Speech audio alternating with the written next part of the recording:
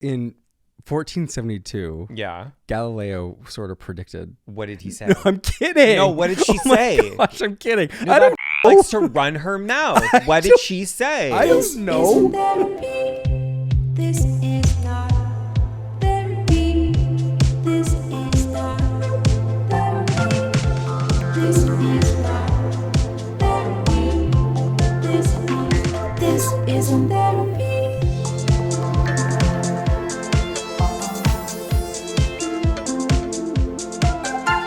Hello, hello, hello. Hello, hi, And welcome welcome back to another fun, Flirty. fabulous Episode.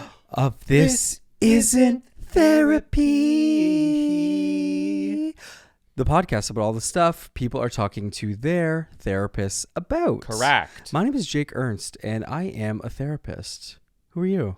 I am Simon Palick. I am not a therapist. And that's okay. Oh, that's okay. No, that's fine. No, that's okay. No one needed you to be. Oh, thank you That's so all- much for saying that. That's all right. Because you and I, we're just two friends who like to have conversations about therapy themes. That's right. So each week on this podcast, Jakey and I, we gather here in the This Isn't Therapy studios. We put on our grubby little paws. We reach into that therapy room. We pull out a theme, a factoid, a question, a query, something that is just floating around in the culture. And then we bring it here to the couch to have a casual Kelly couch conversation about it. Why? Well, like I always say, Yeah. therapy themes are everywhere you look. They are. They literally are. No, but like, look. I've been saying that. No, like, lovely listener, turn around. every single place you look. There's a therapy theme. One was something funny. My mom What? used to do this thing called turn around, look around. What's She would- that? She'd be like, turn around, look around.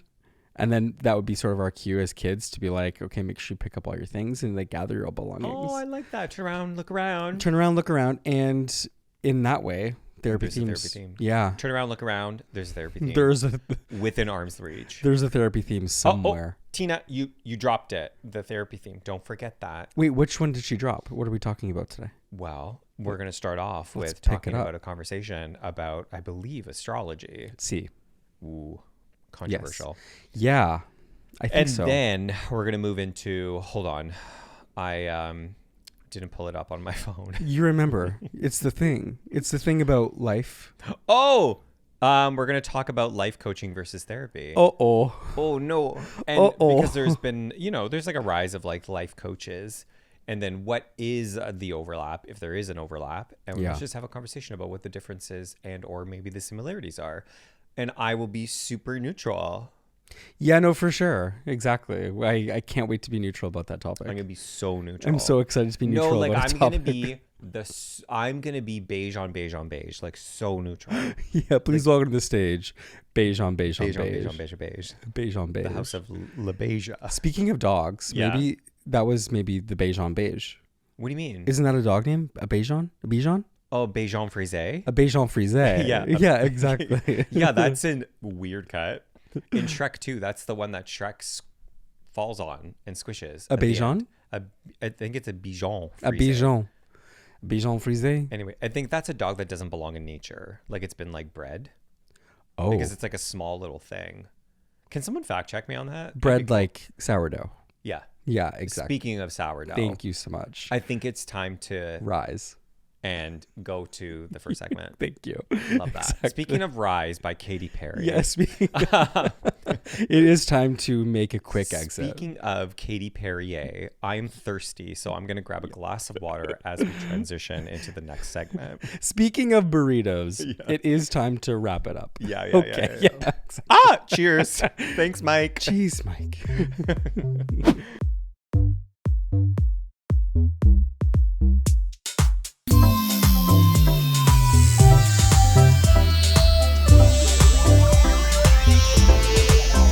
Jeez, Mike. Just always in the way, hey?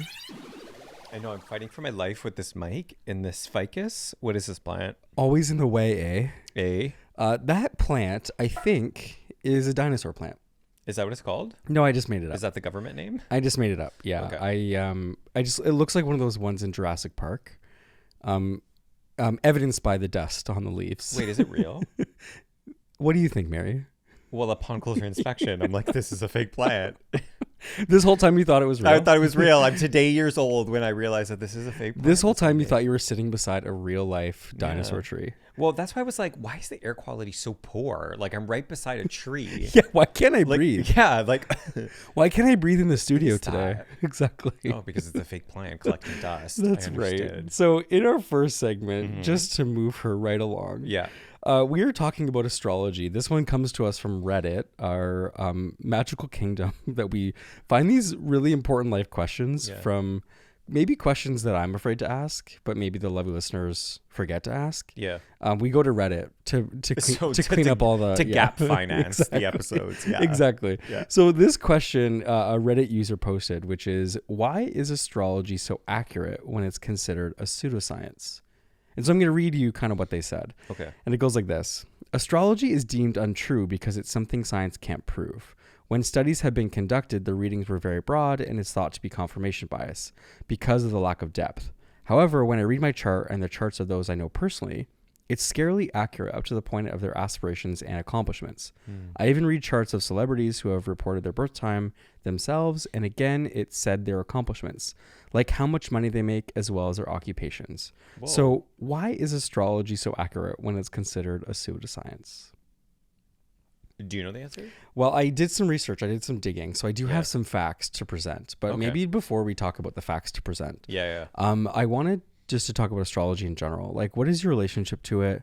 Do you use it? Is it something that informs the way you make choices or the way that you think about yourself? No, I'm not an astrology person. I don't dislike it, but I'm not someone who's like checks CoStar every day and is like, what is the moon and the stars telling me? And maybe it's just, I don't know. I think it's fun to like indulge in it. Yeah. Like it's like a fun thing to do. Yeah. But like, you know, when you play MASH, remember MASH as a kid? Oh, whoa. Right? That is a Like, throwback. Oh, am I going to have a mansion, an apartment, a shack, or a house? And am I going to be married to Brad Pitt, Keanu Reeves, Simba, or the guy from Boy Meets World? Like, Yeah. it's yeah, that. yeah. So for me, I think it's like a fun thing to like, you know, do. I also do like anything that sort of prompts you to like think inwardly. Like I like that. Ooh, So okay. that's yeah. my What is your zodiac sign? guess. Wait, Oh wait, you don't know this. are zodiac signs and astrology signs the same? Let me look this up. I actually don't know. I'm but, gonna look this up right now. but that's okay. What are your thoughts? I don't know. I think in a lot of ways, I think it might inform personality development in some Okay. key ways. Not for me personally. I am a Capricorn, but I wouldn't say that I'm like, oh yeah, I'm a Capricorn down. But I do see the similarities in what Capricorns are and to who I am. Capricorns, they're born at the beginning of the month. They're typically kind of known as this like perfectionistic, maybe organizational heavy person, maybe like leadership oriented. I do identify with those traits, but I wouldn't say it's because I'm a Capricorn. Right. I would more say that who I am, my life experiences have brought me to this place. Right. And I see myself in the aspects of Capricorn isms. Right. Can I read you? I also went to Reddit to find a response. Tell us. Okay. Apparently there is a difference between a zodiac and a horoscope. Okay, tell us. So this user 12 years ago says, so you know this is up to date information. Yeah, back in the 2012s. The zodiac. Whoa. Early internet. Or wait, not even. Mid internet. The zodiac is just the name and ordering of the constellations in the sky. A horoscope is when someone takes a look at your birthday and how the sun and planets relate to those constellations and say that they have the power to predict / control your fate and personality. One is purely an interesting way of ordering the stars in the sky. The other is bullshit. Okay. Well, I didn't read that. Tell us how you really Yeah. feel, Kevin. I was Holy. like, wait, hold on. Hold on, Imelda. Like, you have an opinion. And so we're actually talking about astrology then today, horoscopes. I guess so, yeah. Okay. So moving on, I would say that the internet has produced three sort of bigger conclusions as to why it is pseudoscience, but also maybe why it feels, looks, smells a lot like you. Okay. And the first is that because archetypes offer an answer. So when something feels meaningful, we interpret it as true. It gives you an identity container and a personality structure to go by. It gives you language to understand your past decisions and your past behavior. So interestingly, right, I think it is more of a descriptor of maybe kind of where you have been. But interestingly, astrology is sort of suggesting that it can predict the future. It can say, here's what you should do, or maybe here's where in the next 6 months your life will kind of look like. Wow. Right. So it kind of has been used as a bit of like a goal setting thing, right? As a way to align yourself with the stars and the moon, in order to figure out like your path forward. Yeah. It also goes on to say that it reproduces what is called the Barnum effect. Humans are extremely good at recognizing themselves in vague but flattering statements. So, for example, you sometimes doubt yourself, but you have a strong inner core, or you crave connection, but you also need time alone. These apply to generally almost everyone, but sometimes we find them to be specific to ourselves. Interestingly, right? Because we like seek meaning. Yeah, this is the Barnum effect. When statements are broad, emotionally true, and seem rational, they resonate with us. Okay. Wow. I'm not sure who Barnum is, but he sure solved that. Love her work. She sure solved that. She sells seashells by the seashore. Wait, can we try that together? She sure solved that. She sure solves that. She solves that. Yeah. Wow, that is tough for Jake. Okay, so is that like from a therapy POV? Is that a bad thing? Like if you use something like this to sort of allow yourself to access like a goal setting mindset or to think inwardly? Inherently, no. Okay. That wouldn't be something that we would say, is inherently a bad thing. But I think it could certainly have little tentacles out to other problems that if maybe you're using it to distract from real problems in your life, or maybe you're using it as a crystal ball to maybe provide answers or direction for something that maybe would be better off you turning to a friend or turning towards maybe even a coach or a therapist for. Yeah. And so I think in a lot of ways, maybe people use it as a way to distance themselves maybe from their own knowing. And so to me, it actually is more similar to the ways that AI, like ChatGPT, I was going to say the same thing, can sort of provide this like advice and it feels real and true because it resonates with you. Right. And that's because of the last point that the internet points out, which is that there is a self-fulfilling prophecy baked into here. So belief subtly shapes behaviors. Jeez. Holy, so many S's. Belief subtly shapes behaviors. If you read, you are entering a bold phase, so take more risks, you might act slightly more confident that day. Then something good will happen. Then astrology feels predictive to you. But in reality, it just influenced your behavior, but didn't predict your future. Interesting. Yeah. Right. Like so it again, says like you're going to have a bad day. Then you're kind of thinking about like, well, oh my God, I'm going to have a bad day. I have to do everything in my power not to have a bad day. And then you have like one slip up and you're like, oh, astrology was right. Astrology was right. So your thoughts, feelings, and behaviors tend to maybe be influenced by those things. Right. Not necessarily predict whether or not what thoughts, feelings, and behaviors are going to have in the future. Right. Can I have a question that I don't know if we're going to have the answer to? I'm just going to pull it out there. You know how waves are created from the moon? I promise we'll get there. Yes, in fact, yes. Right? Yes. So like I'm laughing, but that is yes. Nature-y things that are in the sky impact things down on Earth, right? From a way that I don't pretend to understand. Yeah. Even though it sounds like I know what I'm talking about, you know Yeah. what I mean? As a scientist myself. So is there a possibility that there is some sort of effect or something with like stars or something in the sky that would have some sort of like impact on us at like a biological level? So in 1472, Yeah. Galileo sort of predicted. What did he say? No, I'm kidding. No, what did she say? Gosh, I'm kidding. No, I don't know. likes to run her mouth. What did she say? I don't know. Gosh. That's convenient. Holy. Whose side are you on? Anna. Mine or Galileo's? Yeah, exactly. Gravity's fake. Yeah. I said it first. Imagine if I knew the answer to your question. I was just like, well, Yeah. actually, in fact, Yeah. hold on one I'm second. just curious about that. Hold on one second. Yeah. I do actually have the answer. I just wonder. I wonder if there is like maybe once upon a time I think about like, Yeah. I don't know. Like I think of I'm not indigenous, but I think of like indigenous teachings where there's a lot of connection to the earth. Yeah.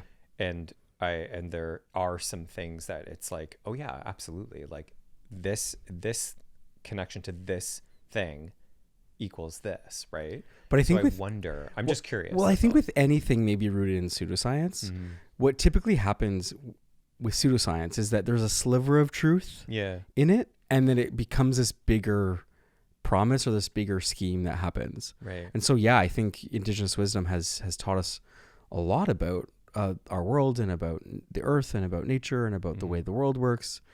But I don't necessarily, I wouldn't lump Indigenous worldview into astrology. I think astrology, I'm just kind of talking like at two different things, but yeah, I'm just trying to think of like, I think is you're there right. That is connection the with Earth? Is there connection with? that's the sliver, I think. Yeah. you think? There Okay. is the sliver of truth that maybe astrologers or even people who study these things Yeah. would, of course, and again, astrologers are the people who like have sort of built this mechanism. Yeah.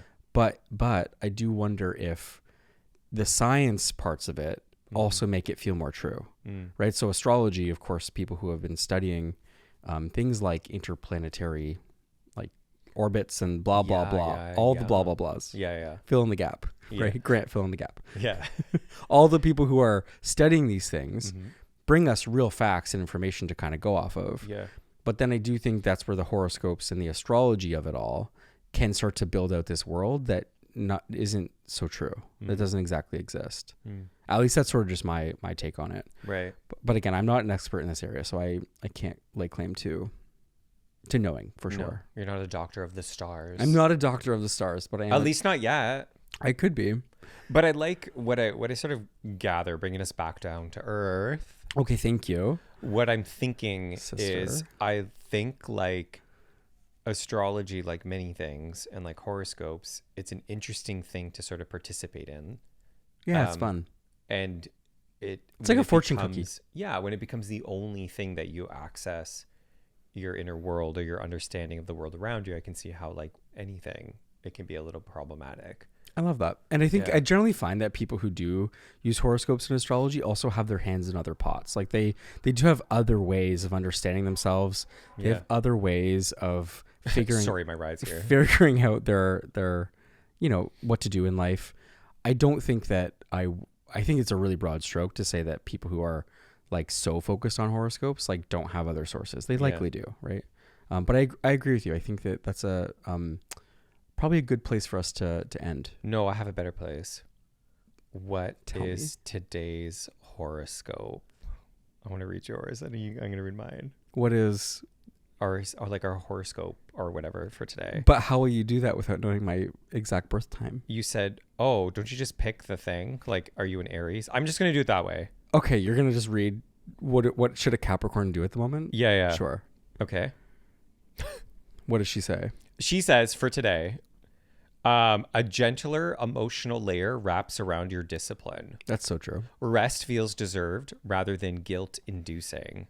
Timing aligns around something you've been building patiently. Someone provides what is happening today? Someone proves loyalty through actions. Stability feels warm and alive. Evening brings calm assurance. What's mine? I love how you completely just skipped over my facial expression. I was like, sure. Sure. Should I read mine? Yeah. I'm a Gemini, by the way. A softer rhythm slows your mind in the best way. You're not chasing answers. You're letting them arrive. Listening brings you a key detail you would have missed otherwise. Creativity prefers quiet today and rewards you for honoring that. A relationship relaxes once you speak plainly. Evening arrives with bright calm. Oh, we have the same evening thing. I can't. I don't even know where to begin or end. Well, with that. What should I just go through each one and just start reading them? Actually, you know what? And just see your facial reaction? Yes, in fact. You know what's really should. funny? I didn't click Capricorn. I clicked someone else's, and I read that That's funny. That's the T. And that's funny. All right. You chose Leo, didn't you? Interesting. Okay. Where all my Scorpios at? Yeah. Where are my Sages? No, where you at? Sag love. Okay. Libra love. Libra love. No Okay. Pisces. Okay, we'll see you in No a sec. Pisces. Hey, Brett's a Pisces. Is he? Okay, BRB. Okay, I don't like you, Brat.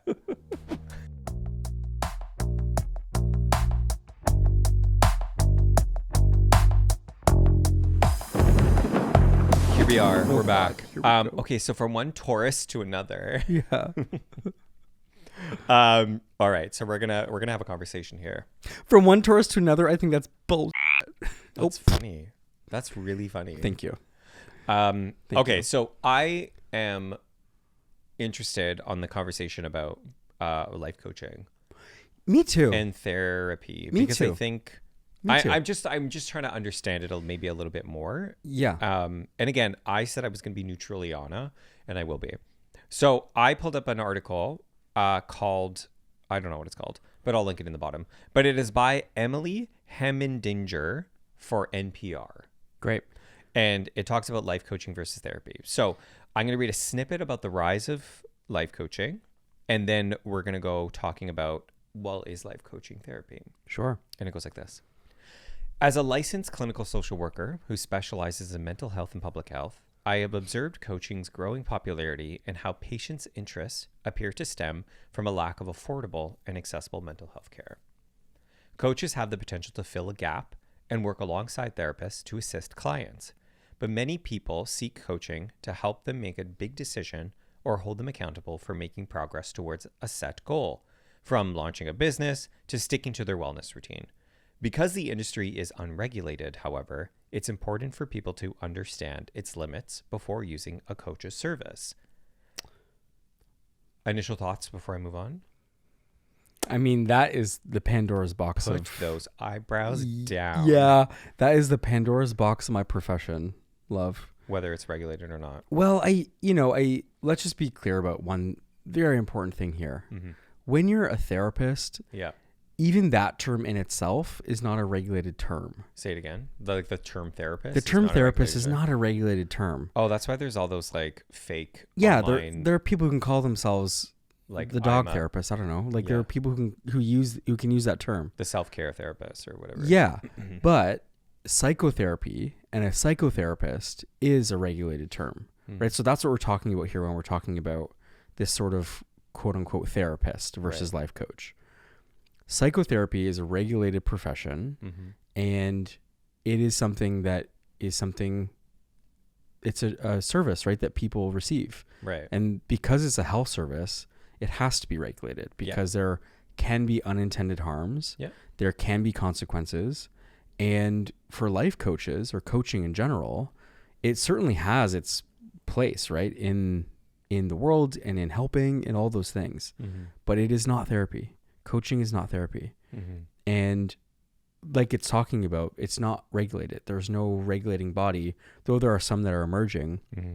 There's no overarching regulatory body that holds those people accountable to what happens when you use that title. So that is sort of the overarching concern that's there. But when you pop open the hood, I think what goes on in those coaching spaces or therapy spaces, we also like need to get a bit forensic about what can go on in those spaces that are also not so great. Just because someone uses the term psychotherapist or has a regulatory body does not mean that they're immune to harming people or using that profession in a weaponized way. Though I like to think it really like reduces the likelihood that will occur. Right. Because of our training, because of the ethics that we're bound to, those types of things. Yeah. Even something like confidentiality, right? That's a really key difference between psychotherapy and coaching. Because coaches are not regulated, there's no confidentiality that they're bound to, and therefore clients don't necessarily have that protecting them in those spaces. Whereas psychotherapy, it's in its traditions, which is only, I think it's only about 120 years old. Oh, only? Yeah. And so psychotherapy in its traditions, the main piece there is about transforming the self, changing something fundamentally about yourself. So it's interesting that coaching has co-opted so much of psychotherapy in order for it to run, in order for it to grow, right? Many coaches have used psychotherapeutic modalities or have borrowed many of these traditions from psychotherapy in order to run. But let's also be clear, psychotherapy also has its own history as well, but we don't need to get into that specifically today. Right. I kind of think of like, just because I have a driver's license and know how to drive a car doesn't mean I should be like jump into a NASCAR car. Yeah. And go at like, what is it, 200 miles per hour or whatever it is. I think that's a good analogy, totally. And I do too. Yeah, thanks. I made it up. Thanks. It came from my noggin. Yeah, It came from my noggin. What is your thought on the... It doesn't... it's not the strongest argument, but I think we've talked about this before because we've kind of put a critical lens on therapy in one of our episodes. And we talked about like affordability, right? And we know that it's hard, right? You're providing a service, but this service, obviously you need to pay your bills. It is regulated, but of course, like, are there other things that can help fill the gap if one can't afford therapy, but not replace therapy? Like, therapy is therapy. You're not going to find something that's not therapy. It's this podcast because it's not therapy, but you're not going to find a bootleg version of therapy and then get the same benefit of therapy. No. Right. So knowing that if you know, affordability is a barrier, is coaching or anything that kind of like floats around in the solar system of like well-being, can it help supplement or like, I don't know, what's the word? Like be additive to therapy without replacing therapy?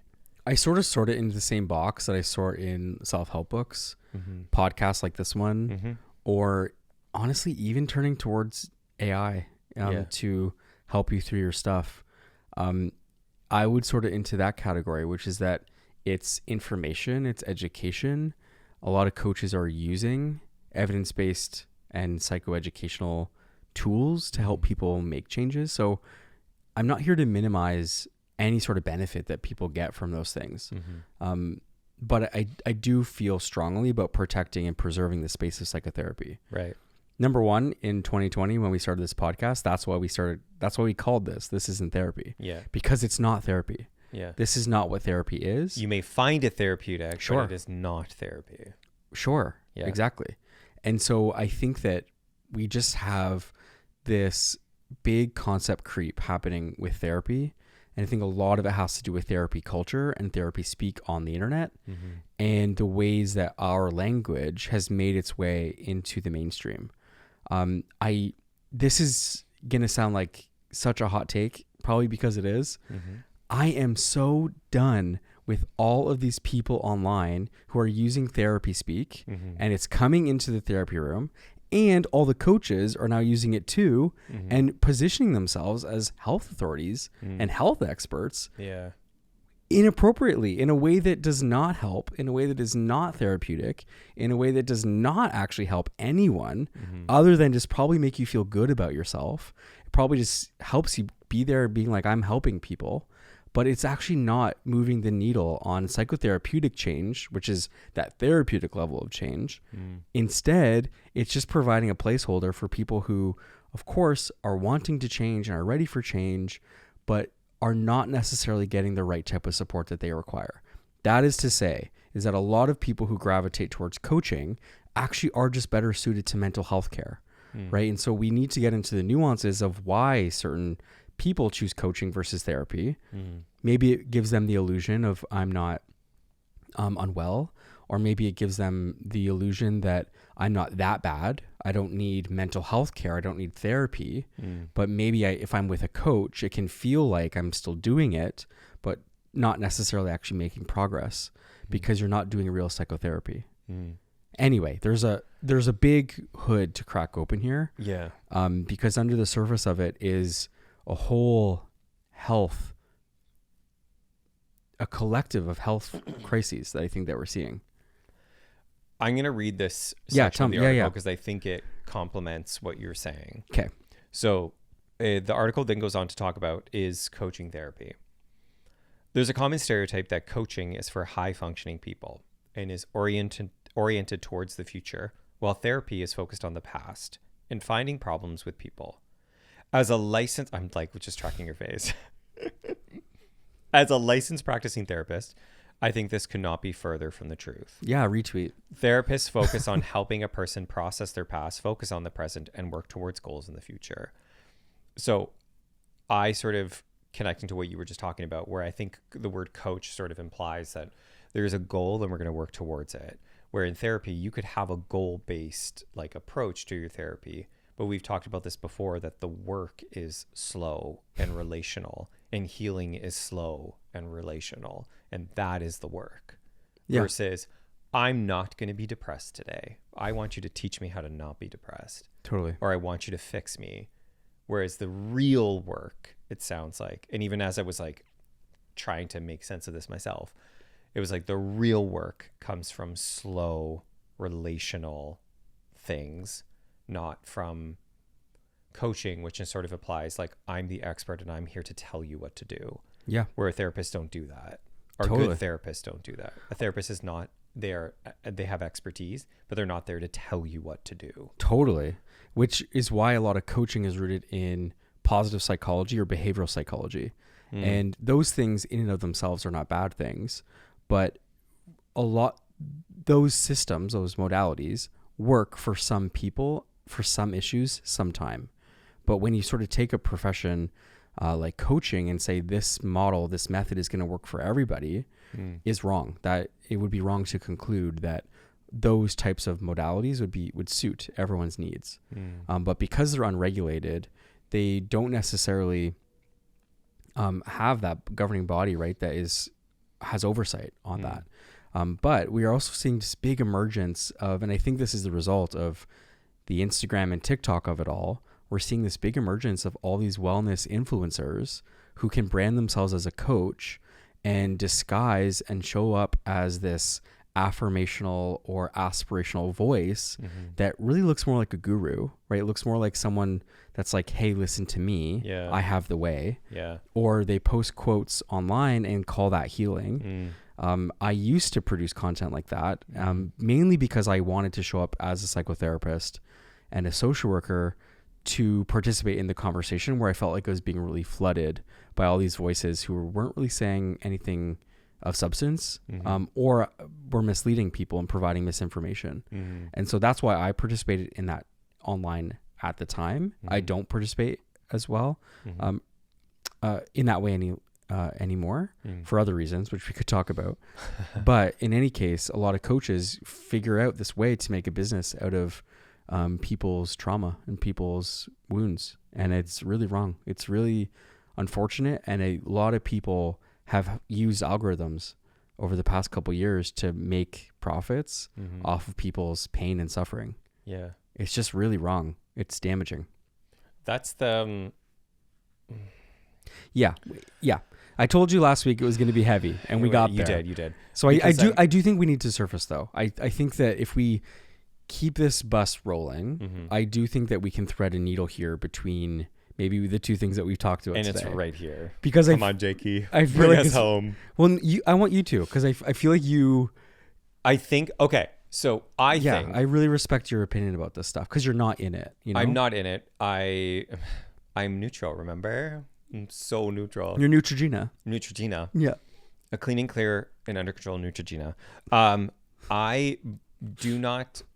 I'm not critical, or I don't I don't wag my finger at people trying to seek meaning for the world or themselves or understanding of themselves. So whether that be astrology or whether that be some sort of like self-care guru or life coaching, whatever it may be, I don't wag my finger at that. I feel like, great, you have a need that needs to be met. I think where I do get a little bit more critical, or my eyebrows go up, or I get a little like, okay, hold on a second, is when that becomes like the tell-all. Like that is the only way that you access your inner world or your understanding of the world or your relationship to other people. And I do not believe that anyone, of the mind where if there is a dollar sign attached to anything that, and someone is promising you something, just take a second to just be like, are your motives actually to help me, or is it for profit? Right. Because I think those things can, with a regulatory body, can coexist, but without a regulatory body, I don't know how they can maintain that balance. And so my needle threading is, for sure, indulge and find ways to make sense of the world and yourself around you. I think we just have to like double check sometimes, where is this thing that I'm like latching onto and like putting all my eggs in in this basket, is this the thing rooted in real things? Love it. Or is it something that's kind of made up of interpretation and like mysticism, or something that just feels good? Totally. Because you know what I think about is like a kid. Sorry, I'm just going off. Is like a kid. If you put cake in front of a kid, they're always going to eat the cake. Sure. If you're like, here's some steamed vegetables and here's a cake, slice of cake. Like, what are they going to go for? The Are you cake. calling me steamed vegetables? No. I mean, steamed vegetables are good. You need to have steamed vegetables. Right. But I think the issue is if you're always just, if I'm a kid saying I want cake, and then for the sake of this metaphor, if the online social media guru girly is being like, well, I got cake, here's cake, and I eat cake, and then I'm like, wow, you gave me what I needed. Of course that's going to feel good. But should you only be eating cake? Totally. Right? I for me, the summary is, Coming from someone who loves cake and eats cake. for me, the summary is just that there are no simple solutions to complex problems. Oh my God, cake is it? Do you know we know what cake is though? I just said, as someone who eats cake. What do you mean? Do you know what cake is? You know what cake is? There's cake and then there's cake. I don't know what you're talking about. Cake. Like No. what? Like a butt. Oh, you're disgusting. No, I didn't come up with that. The internet did. And if that's the soundbite, Get out of here. Oh All my right. God. Jeez. yeah, like let you're them like, eat. Let them eat cake. I said, let them no, eat like a cake. butt, like Oh. a big juicy butt. Oh, get out of That's here. funny. Enough. I literally meant the like un gâteau, like the thing with flour and eggs. And the chocolate. yummy. Yeah. Yes. I'm gonna stop digging myself into this hole. What were you saying? I don't even know. Okay, should we just segue Sally out of this? I think we gotta get out. Yes.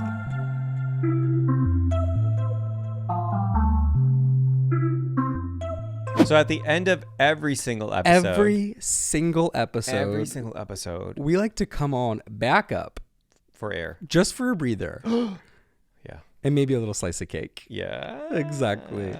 And in doing so, that Yes. hopefully gives you some levity for something that was a bit too heavy and heady. Yeah. Are you gonna keep talking or no? No, I was hoping that you were going to Oh, get okay. So we have like a try. my joke. So. Oh, heady. See? Wow, we're just full of innuendos. Look at that. It's my bean, it's some innuendo. Yeah, exactly. Oh my God, I love Sabrina Carpenter. I love Sabrina Carpenter. I love Bobina Momenter. So the the end of every episode, we have this segment where so we love therapy. We're fans of therapy. Can we pause? What? I'm trying to move us on. We're butchering it again, and I Which just is have to okay. say we're never gonna get it right. So why bother? Okay. If you're here, you know why. Okay. You know what this segment You is. know what this is. and Basically, we don't a need listener sent in a question, and we're going to answer it, okay? Okay, without further ado, Without further ado, here is Asking for a friend. Cue the music.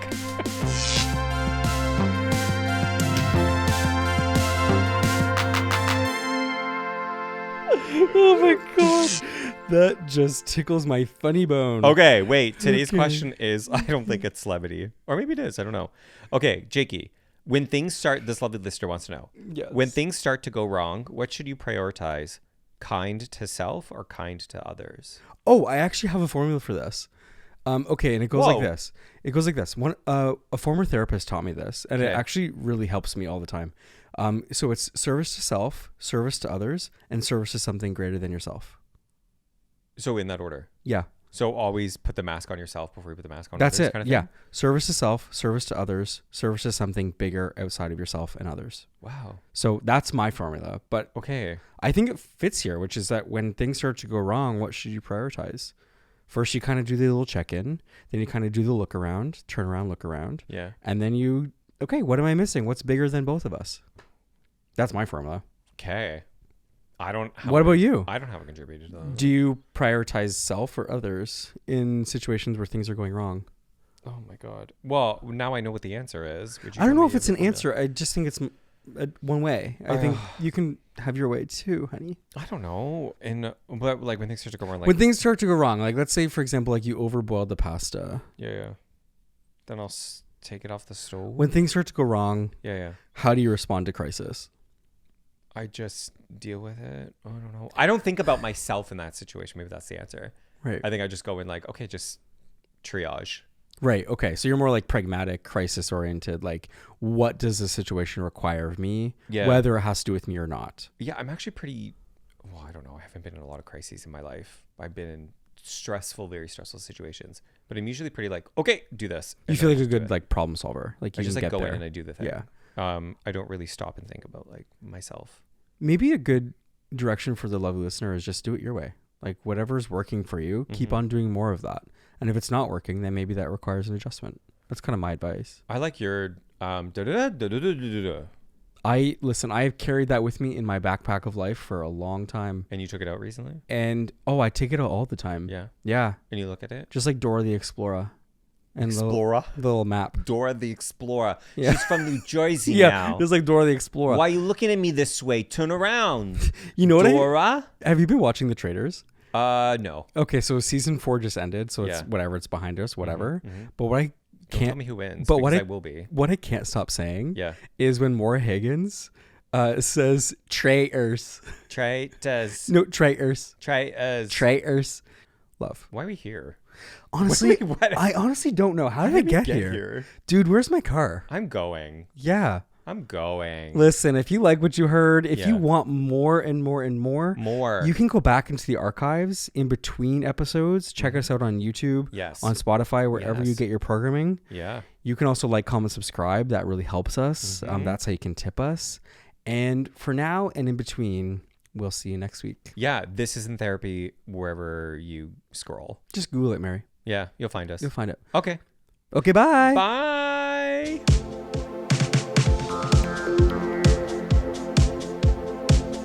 This isn't therapy. Oh, darling. Oh, darling.